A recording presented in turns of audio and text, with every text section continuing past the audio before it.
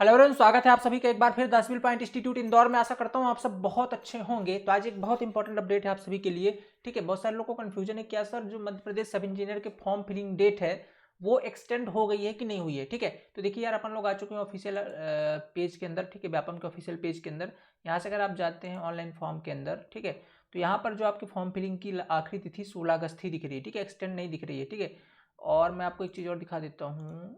हाँ ठीक है, यहाँ से अगर अपन एग्जाम शेड्यूल में भी जाते हैं तो यहाँ पर भी जो फॉर्म फिलिंग डेट है ये आप देख सकते हैं। ये ऑनलाइन सबमिशन फॉर्म ये 16/8 ही दिख रहा है। ठीक है, तो फॉर्म फिलिंग डेट आपकी एक्सटेंड नहीं हुई है। आज 14 अगस्त हो चुके हैं, कल 15 और परसों 16। लास्ट बहुत ज़्यादा सर्वर बिजी रहता है, इसलिए अगर अभी तक आपने फॉर्म फिलअप नहीं किया तो आज एकदम तत्काल प्रभाव से जाकर के फॉर्म जरूर भर दीजिए। ठीक है, अदरवाइज बड़ी मुश्किल हो जाएगी, बहुत सर्वर स्लो हो जाता है रोजगार पंजीयन का भी और इसका भी। ठीक है, तो दोनों जाकर के फटाफट जरूर फॉर्म फिलअप कर दीजिए। ठीक है, इसके बाद एक चीज़ और दिखाता हूँ मैं। अब बोल रहे कि सर कैसे आप कर रहे हैं, मतलब एक्सटेंड हो गई। तो एक न्यूज़ आई थी बेसिकली अभी। ठीक है, ये न्यूज़ थी, है ना। न्यूज़ देखिए, इसमें क्या था, ये कुछ इसी तरीके का ऑफिशियल अपडेट था कि प्रोफेशनल एग्जामिनेशन बोर्ड की तरफ से एक विज्ञापन था। अब ये कहाँ से आया, मुझे व्हाट्सएप पर मिला, कोई स्टूडेंट थे जिन्होंने भेजा। ये क्या है देखिए, ईडब्ल्यूएस के अभ्यर्थियों को अन्य आरक्षित श्रेणी एसटी एससी ओबीसी के समान आयु में छूट दी जाने के संबंध में माननीय उच्च न्यायालय जबलपुर में प्रस्तुत की गई याचिका नंबर ये दिया हुआ है कि आदेश दिनांक 2/5/2022 के आधार पर पीबी को प्राप्त अभ्यावेदन को संज्ञान में लेते हुए माननीय न्यायालय आदेश के परिपालन समूह 3 उपयंत्री मानचित्रकार समयपाल अन्य समकक्ष पदों हेतु संयुक्त भर्ती परीक्षा 2022 के आवेदन पत्र में आयु संबंधित आवश्यक संशोधन कर ली गई है। मतलब ये है कि एसटीएससी के समान ही जो ईडब्ल्यूएस को भी आयु में छूट मिलना चाहिए, इसके रिगार्डिंग हाईकोर्ट में याचिका दायर की गई थी, उसी का ये डिसीजन है, ऐसा इसमें कहा गया। उक्त परीक्षा आवेदन पत्र भरने की अंतिम तिथि निकट है, अतः उपरोक्त संशोधन को दृष्टिगत रखते हुए अभ्यर्थियों के हित में उक्त परीक्षा आवेदन पत्र आमंत्रित किए जाने की तिथि निम्नानुसार वृद्धि की जाती है। इसके अनुसार तो बढ़ गई है। ठीक है, कितनी बढ़ गई देखो, आवेदन भरने को वैसे तो 16/8 मैंने दिखाया, पर ये बोल रहे हैं कि 23 तक हो गई है। ठीक है, इसलिए लड़के कंफ्यूज थे कि सर ये सही बात है कि नहीं, ये न्यूज मतलब फेक तो नहीं है। तो देखो यार, ये जो दिया हुआ है इसके अंदर 23 तक हो गई है और सुधार की डेट 28 तक हो गई है। ठीक है, तो इसमें तो आपको देखो कहीं पर भी नहीं दिख रहा है। ठीक है, इसके अंदर तो कहीं पर भी आप देख लो, यहाँ पे देखो अपन ऑनलाइन के अंदर देखते हैं तो यहाँ पर भी सेम डेट ही शो हो रही है। ठीक है, अगर देखते हैं लेटेस्ट अपडेट के अंदर तो वहाँ पर भी अभी कोई अपडेट नहीं है। यहाँ पे देखिए, ये भी प्राइम रिजल्ट वाला अपडेट है बस, और वैसे कोई ऑफिशियल नोटिस तो नहीं आया हुआ है। ठीक है, रूल बुक इसके अंदर देखिए एग्जाम शेड्यूल में यहाँ पर भी कोई नोटिस नहीं दिख रहा है अपने को। ठीक है, यहाँ पर भी अपने को कोई नोटिस नहीं दिख रहा है।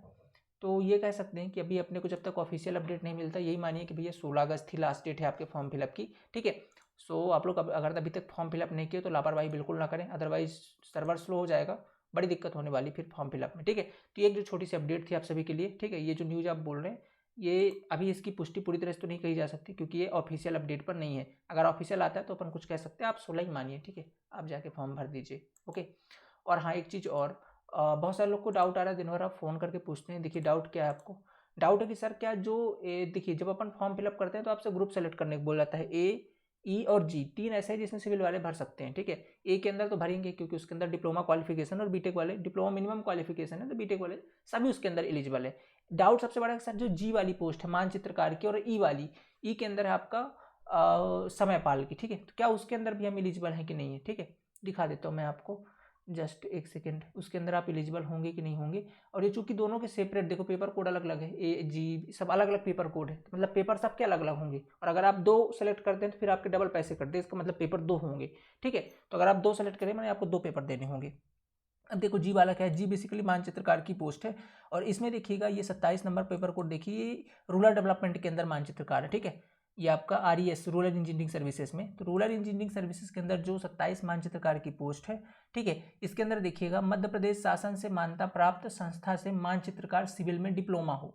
ठीक है, अथवा पॉलिटेक्निक कॉलेज से सिविल अभियांत्रिकी अथवा वास्तुविद डिप्लोमा। तो कुल मिलाकर के तीनों क्वालिफिकेशन अगर आप है तो इसके अंदर भर सकते हैं, लेकिन ये तीनों के तीनों क्वालिफिकेशन जो है तो मिनिमम क्वालिफिकेशन है। ठीक है, ये जो तीनों क्वालिफिकेशन दी हुई है ये बेसिकली मिनिमम क्वालिफिकेशन है, और अगर इससे उच्च अर्हता हो उसी के अंदर लिखी हुई कि मान होगी। ठीक है, इस वजह से ऐसा कह सकते हैं कि बीटेक वाले भी इसके अंदर एलिजिबल होंगे, क्योंकि देखिए डिप्लोमा वालों तो लिखा हुआ है पॉलिटेक्निक कॉलेज से सिविल अभियांत्रिकी, मतलब पॉलिटेक्निक कॉलेज से मतलब वही है डिप्लोमा सिविल में। तो अगर ये एलिजिबल है इसका मतलब बीटेक एलिजिबल होंगे, तो मतलब यह है कि जी वाले में भी आप फॉर्म फिलअप कर सकते हैं। ठीक है, इसमें साफ साफ लिखा हुआ है जहाँ पॉलिटेक्निक वाले एलिजिबल वहाँ बीटेक वाले हो ही जाएंगे क्योंकि मिनिमम क्वालिफिकेशन है, तो इसमें भी आप फॉर्म फिलअप कर सकते हैं जी वाले में। ठीक है, तो ये इस तरीके के डाउट थे, तो आप ये जी वाले में भी भर सकते हैं। ठीक है, यहाँ से आप देख सकते हैं जी वाले में भी मिनिमम क्वालिफिकेशन मांगा है, डाल सकते हैं फॉर्म। ओके, और क्या डाउट रहता है स्टूडेंट को ई वाले में, क्या समय पाल में भर सकते हैं सर? समय पाल में देखिए कहीं पर भी सिविल की बात नहीं कही जाती। इसके अंदर क्या लिखा, हाई स्कूल के पश्चात शासन या मान्यता प्राप्त संस्था से मुद्रा टेक्नोलॉजी में मांगा हुआ है, ठीक है, डिप्लोमा या शासन मान्यता प्राप्त संबंधित से, इसमें कहीं पर भी सिविल की बात नहीं करी गई, ठीक है तो ऐसे ITI सिविल बेस्ड है, क्योंकि ये तो मान लीजिए, ठीक है। इसके अलावा मैं आपको दिखा देता हूँ, जस्ट सेकेंड, अच्छा सॉरी, अपन ई की बात नहीं कर रहे, अपन एफ की बात कर रहे थे, एफ और जी, ठीक है। एफ बेसिकली समयपाल की पोस्ट है। तो एफ वाले में देखिएगा 12वीं कक्षा उत्तीर्ण एवं सिविल इंजीनियरिंग ट्रेड में ITI मांगा हुआ है, 12वीं प्लस ITI सिविल में। अब आप कहेंगे सर ITI तो एक मिनिमम क्वालिफिकेशन है, ठीक है, ITI जो है तो मिनिमम क्वालिफिकेशन है, इससे उच्च अर्हता मान होती। तो एक बार दिखा देता हूँ मैं ऑफिशियल अपडेट में क्या बात कही गई है, क्या वहाँ पर भी मिनिमम क्वालिफिकेशन ही मांगा गया है, ठीक है। तो अपन चलते थोड़ा सा रूल बुक के अंदर, जस्ट सेकेंड, ये रूल बुक, ठीक है, रूल बुक के अंदर चलते हैं और रूल बुक में देखते हैं कि जो समयपाल की पोस्ट है उसमें जो क्वालिफिकेशन दी है वो मिनिमम क्वालिफिकेशन है कि वही क्वालिफिकेशन चाहिए। अगर मिनिमम होगी तो डेफिनेटली उससे उच्च अर्हता मान होनी चाहिए, ठीक है। अब इसमें भी चूंकि क्लियर कट नहीं लिखा हुआ PV की वेबसाइट पे क्या कैसा है, जो PV की वेबसाइट पे मतलब ये ऑफिशियल नोटिस है वही अपन बात कर रहे हैं, ठीक है। तो देख लेते हैं एक बार कौन सा समयपाल वाली पोस्ट ना, जस्ट सेकेंड, कितने नंबर पे है ये, ठीक है, समयपाल जबलपुर नगर निगम, नीचे देखते हैं, यहाँ पे समझ में आएगा।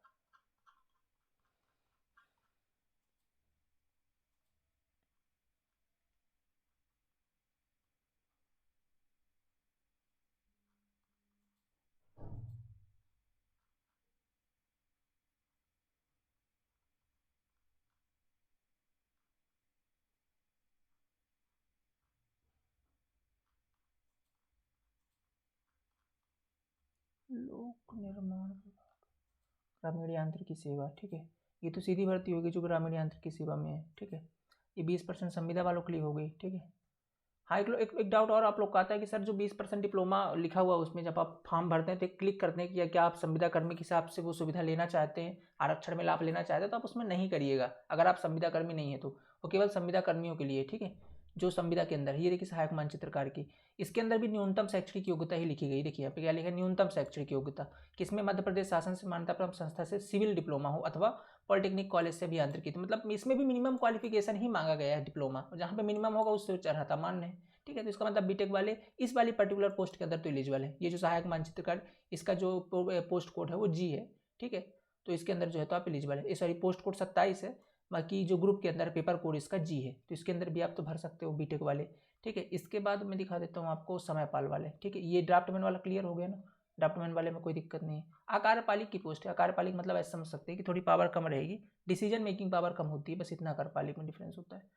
एक मिनट समयपाल का जरूर देख लेते हैं हम थोड़ा सा, समयपाल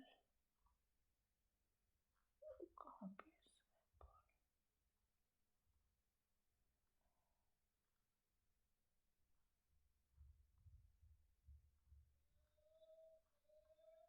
एक मिनट रुकिए।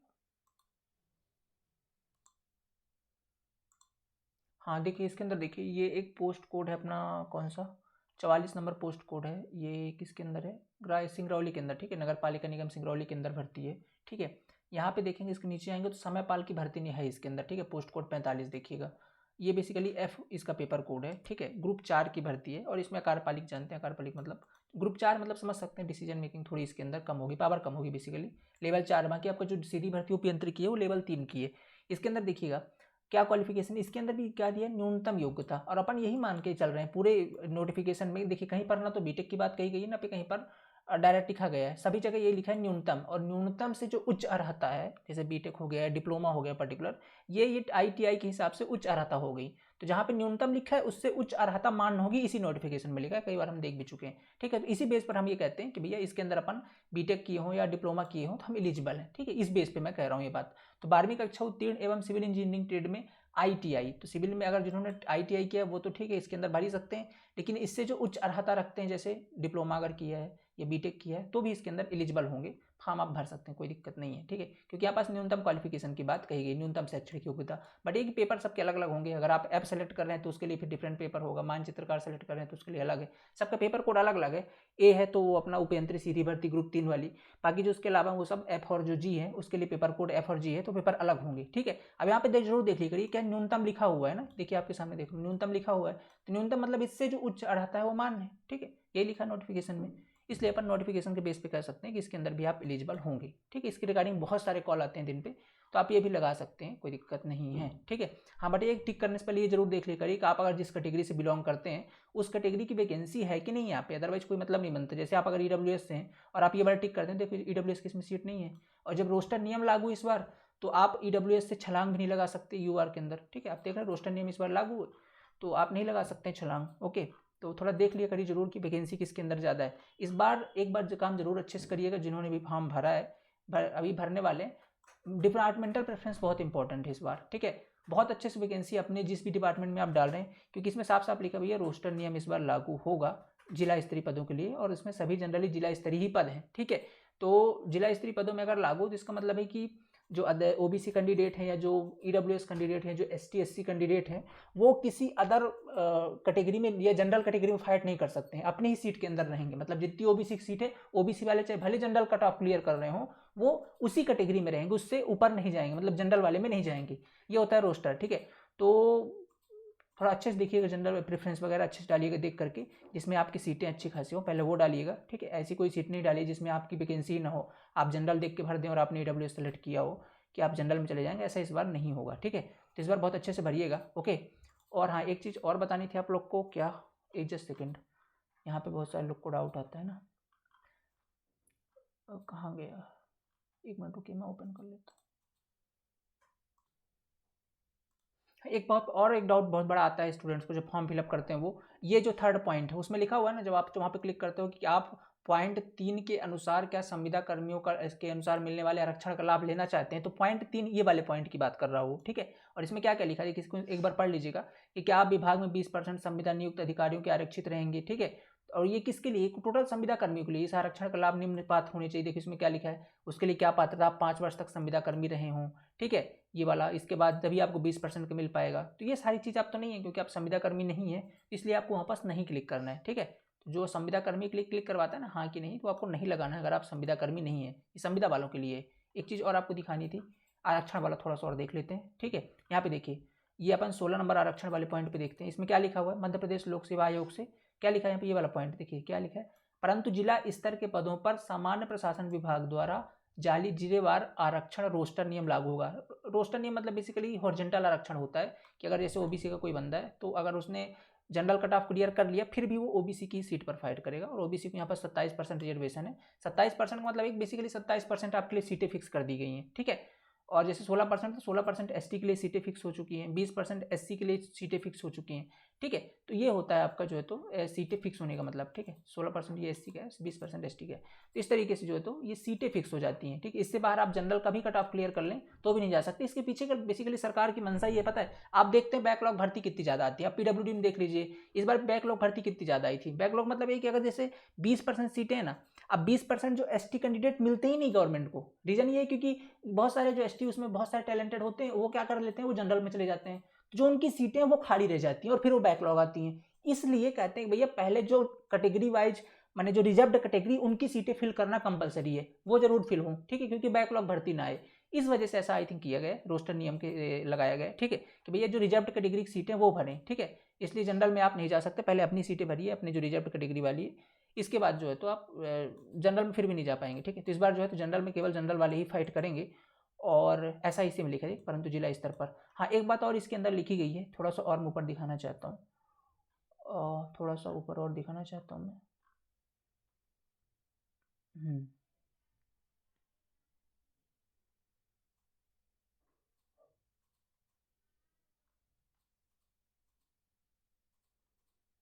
हाँ ये वाला 5वां पॉइंट पढ़िए इसका, ठीक है, 5वां नंबर। यहाँ पे चौथा 5वां पढ़िए, दोनों चौथा और 5वां दोनों आरक्षण बेस पर है, ठीक है। आरक्षण का लाभ लेते हुए संयुक्त खुली सूची जारी करने के पश्चात अनुसूचित जातियों, अनुसूचित जनजातियों एवं अन्य पिछड़े वर्ग यानी ओबीसी, एसटी, एससी और ओबीसी वर्गों के सफल अभ्यर्थियों की पृथक पृथक सूची जारी की जाएगी, जिसमें संबंधित आरक्षित श्रेणी के पात्र अभ्यर्थियों के नाम हॉरिजेंटल आरक्षण के अनुसार भी सम्मिलित किए जाएंगे। आरक्षण मतलब वही रोस्टर के अकॉर्डिंग उनके ही वर्ग में सम्मिलित किए जाएंगे। तो ये बात यहाँ पे लिखी है। इसके बाद क्या है, यदि आरक्षित श्रेणी का कोई अभ्यर्थी, अर्थात इसकी बात कही, एक बार बहुत ध्यान से पढ़ लीजिएगा पॉइंट, यदि आरक्षित श्रेणी का कोई अभ्यर्थी मतलब एसटी का, एससी का या ओबीसी, ये इसका मतलब यहाँ पे ये नहीं है। आरक्षित श्रेणी का अभ्यर्थी का मतलब है अर्थात लिखा है इसने, महिला, भूतपूर्व सैनिक और शारीरिक रूप से निशक्त, ये तीन की बात हो रही है। ठीक है, केवल ये तीन की बात हो रही है यहाँ पे, एसटी, एससी, ओबीसी की बात नहीं, केवल ये तीन आरक्षित श्रेणी मतलब ये केवल इन तीन की। ठीक है, अभ्यर्थी जो अपनी योग्यता के आधार पर अनारक्षित श्रेणी में स्थान प्राप्त कर लेते हैं तो उनकी गणना अनारक्षित बिना वर्ग ओपन श्रेणी में की जाएगी। मतलब इस बार केवल महिला, भूतपूर्व सैनिक और शारीरिक रूप से जो निशक्त हैं, विकलांग है, वही अपनी रिजर्व्ड कैटेगरी को छोड़ करके जनरल में जा पाएंगे, अगर वो जनरल का कट ऑफ क्लियर करते हैं तो। बाकी जो एसटी और ओबीसी हैं, एसटी, एससी और ओबीसी हैं, उनको हॉरिजॉन्टल रिजर्वेशन है, मतलब रोस्टर नियम है, वो अपने ही डिपार्टमेंट में जितनी उनकी भर्ती है उसी में फाइट करेंगे। वो भले जनरल का कट ऑफ क्लियर करते हैं, वो जनरल सीट पे नहीं जा पाएंगे। ठीक है, ये इसका मतलब यहाँ पे साफ साफ लिखा है, देख लीजिए, महिला, भूतपूर्व सैनिक और शारीरिक रूप से निशक्त, ये तीन के लिए ये लोग जनरल पे जा सकते हैं। ठीक है, इनके लिए वर्टिकल रिजर्वेशन है, बाकी सभी के लिए आपका हॉरिजॉन्टल है। तो उनकी गणना अनारक्षित या ओपन वर्ग में की जाएगी। इसके बाद प्रवर्ग सूची अनारक्षित, अनुसूचित जाति एवं अन्य पिछड़ा वर्ग आरक्षण संबंधित प्रवर्ग के अभ्यर्थियों को ही दिया जाएगा। ठीक है, बाकी जो सीटें उनकी उन्हीं को दी जाएगी। अनुसूचित जातियों, जनजाति एवं अन्य पिछड़े वर्गों के महिलाओं, शारीरिक रूप से निशक्त व्यक्तियों की भूतपूर्व सैनिक श्रेणी कंपार्टमेंट वाइज स्थान प्राप्त कर सकेंगे। बाकी वही है जो उनका है उसमें वो लोग अपना प्राप्त कर सकेंगे। ठीक, यहाँ तक कहानी क्लियर है। तो ये इससे अब सूची क्लियर हो चुकी है। अब एक डाउट सबसे बड़ा सर यही है, बहुत सारे लोग फ़ोन करके पूछते हैं कि सर अब जब इस बार क्या है आरक्षण वो रोस्टर लागू है, तो क्या जो ईडब्ल्यूएस वाले कैंडिडेट हैं वो अब नहीं जा पाएंगे जनरल पे? सीधी सी बात हुई है ना, 10% इनके लिए सीटें फिक्स हो गई। तो क्या आप ईडब्ल्यूएस से डालना सही है कि जनरल से डालना सही है? भैया ये आपका खुद का डिसीजन होना चाहिए। ठीक है, इसमें ऐसा कुछ नहीं है, आप खुद भी एनालिसिस कर सकते हैं कि अब जैसे कोई ईडब्ल्यूएस से डाल रहा है तो ईडब्ल्यूएस में फाइट करेगा, बाकी जो जनरल से वो जनरल में फाइट करेंगे। ठीक है, तो ये चीज़ है। बाकी अब इसमें आपका खुद होना चाहिए कि किसका कट ऑफ ज़्यादा जाएगा, क्या ओबीसी का कट ऑफ ज़्यादा चला जाएगा जनरल से, क्योंकि हम 16% 27% के अंदर ही रह जाएंगे। बाकी लोग बहुत सारे ऐसे एस्पिरेंट रहा करते जो जनरल में आ जाते थे, जिनका थोड़ा सा कट ऑफ डाउन हो जाता था। ठीक है, जनरल का बढ़ जाता था कट ऑफ, तो क्या ऐसा होगा? ऐसे ज़्यादा फर्क तो नहीं पड़ता है, 2020 में भी ऐसा था। हाँ, ये है कि थोड़ा सा ओबीसी का जो कट ऑफ होता है वो जनरल के आसपास चला जाता है, 1-2 नंबर कम हो जाता है। ईडब्ल्यूएस का कट ऑफ जनरल के आसपास चला जाए, बस यही अंतर आता है, ज़्यादा रोस्टर से भी उतना फर्क नहीं होता, थोड़ा बहुत का अंतर आता है 2-4 नंबरों का। बाकी खुद का भी डिसीजन आपका होना चाहिए किस तरीके से करना है। जो बातें थी मैंने आपको एक्सप्लेन कर दी। ठीक है, आरक्षण इस प्रकार का इस समय ऐसा ही है। ठीक है, आपने पढ़ लिया बहुत अच्छे तरीके से। ओके, ठीक, और कुछ तो नहीं है इसके बाद। और कोई डाउट आया करे तो कमेंट में लिख दिया करिए। ठीक है, जो हो सकेगा मैं उस पर फिर से एक वीडियो बना दूंगा। ठीक है, बाकी भूतपूर्व सैनिक और रिक्तियों के अनुसार तृतीय श्रेणी की 10%, चतुर्थ श्रेणी की, हाँ वो तो ठीक है, यही था बस, इतनी डाउट था आई थिंक आपको। ठीक है, तो चीज़ें क्लियर हो गई होंगी। ठीक है, और फॉर्म भरने वाला मैंने बता दिया भैया, दोनों में टिक कर सकते हैं। संविदा कर्मी उसमें नहीं करना, ये भी बता दिया।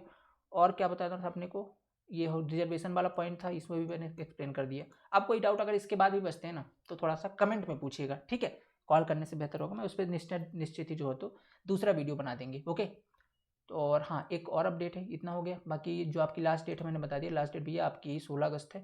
अभी तक एक्सटेंड तो नहीं हुई, खैर ऑफिशियल तो नहीं है अभी। ठीक है, जो हमने पेज देखा है ये अभी जस्ट ऐसे ही मान लीजिए, इसका कोई प्रूफ नहीं है क्योंकि ऑफिशियल पे नहीं आया ये कहीं से व्हाट्सअप पे मेरे थ्रू पहुँच गया, मैंने दिखा दिया। अभी तक इसका कोई ऑथेंटिक प्रूफ नहीं है, तो आप लोग इसको ना माने। ठीक है, और हाँ अपडेट है, जो लोग अभी तैयारी में थोड़े से समझ रहे, कोई सब्जेक्ट कमज़ोर है या कोई मतलब ऐसा चाहते हैं कि अभी भी कोर्स अगर चाहते हैं तो आपके लिए आप विजिट कर सकते हैं 10 व्हील पॉइंट ऐप के अंदर। ठीक है, 10 व्हील पॉइंट ऐप पर आप सभी के लिए कंप्लीट कोर्सेस अवेलेबल हैं, चाहे टेक हो चाहे नॉन टेक हो। देखिए टाइम तो पूरा बचा नहीं कि आप इतना कंप्लीट पढ़ पाएँ, तो आप एक काम कर सकते हैं, हमने सब्जेक्ट वाइज एडमिशन भी स्टार्ट कर दिए हैं ऐप के अंदर। आपको जो भी सब्जेक्ट में प्रॉब्लम है, चाहे आपका नॉन टेक्निकल में कोई सब्जेक्ट पढ़ना चाहते हैं या टेक्निकल में कोई सब्जेक्ट पढ़ना चाहते हैं, ऐसा कोई पर्टिकुलर सब्जेक्ट ही चाहते हैं, जैसे बहुत सारे लोग की डिमांड है सर कंप्यूटर ही दे दीजिए, केवल इंग्लिश दे दीजिए, मैथ ही दे दीजिए, ऐसा करके नॉन टेक्निकल में या टेक्निकल का कोई पर्टिकुलर सर्वे हो गया, जो भी सब्जेक्ट आपने नहीं पढ़ा है, आप यहाँ पे केवल सब्जेक्ट वाइज भी एडमिशन ले सकते हैं। बाकी जो यहाँ पे प्राइजेस दिख रहे हैं इस पे 40% का ऑफ आपको अभी चल ही रहा है, आपका जो इंडिपेंडेंस डे ऑफर चल रहा है, इसके अंदर आपको 40% का ऑफ, अगर आप कंप्लीट कोर्स चाहते हैं, टेस्ट सब कुछ इसके अंदर मिल जाएगा।